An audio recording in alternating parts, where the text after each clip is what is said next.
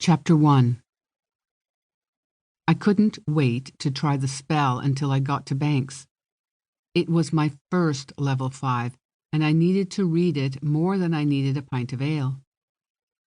The streetlights were the only illumination, and half of them were smashed, so I felt a sufficient level of privacy. I stepped into the shadow of a doorway and unfolded the half-sheet of paper. On a dark moon night before Venus descends. I stopped reading because I felt a twinge of guilt.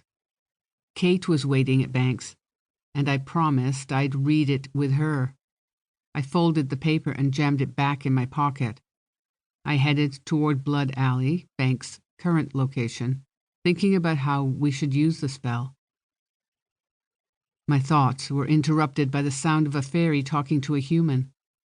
My attention twisted away to follow the sound and dragged my body with it.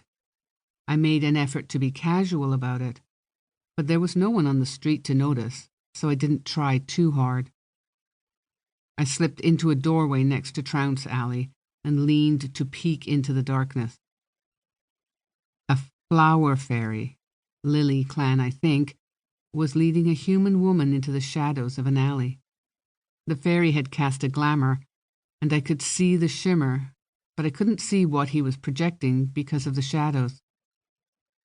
The woman was gazing up at what she must have seen as his face, about 3 feet higher than where the top of his head really was. When they were a few feet in and just past a dumpster, the fairy offered a glass vial.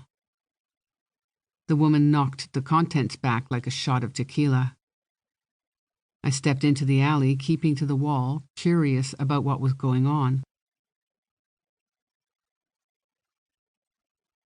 To keep listening to this audiobook, I've left you a link in the description so you can do it, at no cost thanks to Audible's 30-day free trial.